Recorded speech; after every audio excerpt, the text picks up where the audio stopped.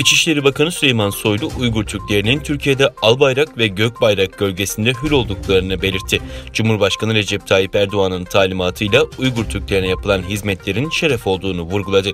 Soylu, uzun dönem ikametleri, vatandaşlıkları, göç hizmetlerinde ayrıcalıklı yaklaşım, ebeveynleri olmayanlara çakılan sahiplik ve eğitim meselelerinin çözümüyle her konuda emre amade halimiz, milletimizin asaletinin, kardeşliğimizin bir neticesidir.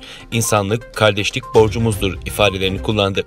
Bakan Soylu, Uygur Türklerinin okyanus ötesinden planlanan uluslararası çatışma vesilesi yapılmak istenilmesine, çektikleri eziyetleri ve mazlumiyetlerini uluslararası sistemin istismar etmesine karşı dikkatli olma konusunda hassasiyetleri bulunduğunu vurguladı. Ancak Soylu'nun son günlerde Uygurlara yapılan polis müdahalelerine değinmemesi dikkat çekti.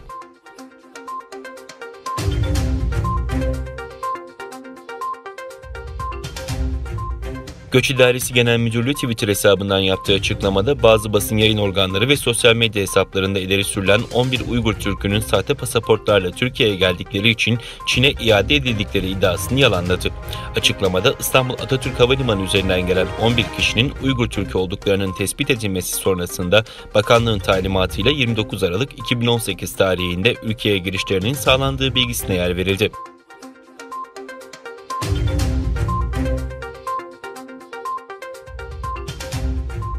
Kanada, aralarında Çin'in de bulunduğu bazı ülkelerin yabancı ülke vatandaşlarını gözaltına alarak bu durumu bir diplomatik pazarlık unsuru olarak kullanmasının durdurulmasına karşı bir girişim başlattı. Kanada Dışişleri Bakanı'nın kabul edilemez bir davranış olarak nitelendirdiği bağlayıcı olmayan girişime şu ana kadar 58 ülke imza attı.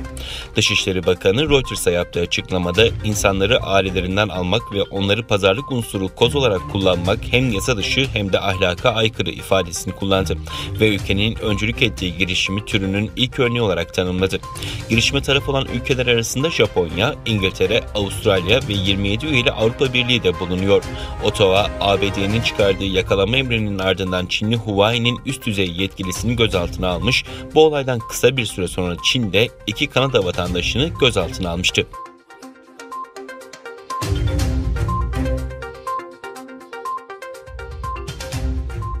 İngiltere'de Avam kamerası ülkenin savunma sanayine yapılan yabancı yatırımların özellikle de Rus ve Çin yatırımlarının yarattığı tehlikeyi vurgulayarak bir an evvel harekete geçilmesi gerektiğini söyledi. Casusluk faaliyetleri konusunda paniğe kapılan parlamenterler giderek güçlenen bu blok karşısında çok geç olmadan önlem alınması gerektiğini belirterek karşı karşıya oldukları tehlikenin boyutlarını anlattı. Avam kamerası savunma alt komitesi hem Britanya hem de ABD Silahlı Kuvvetleri tarafından işletilen Amerikan F-35 savaş uçaklarında kullanılan devre kartlarını basan bir şirket de dahil olmak üzere son yıllarda Birleşik Krallık savunma sanayinde faaliyet gösteren 9 şirketin Çinli firmalar tarafından satın alındığını kaydetti. Birleşik Krallık'ta hükümete seslenen parlamenterler Çin ve Rusya'yı Britanya Silahlı Kuvvetleri'nin teçhizat tedarikinde herhangi bir şekilde rol oynamaktan men etme çağrısında bulundu.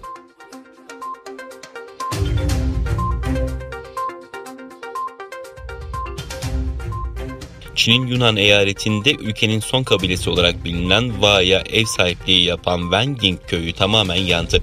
Köy evlerinin samandan yapılmış olması yangının hızını arttırdı. Tüm evlerin kül olduğu yangında can kaybı yaşanmadığı bildirildi.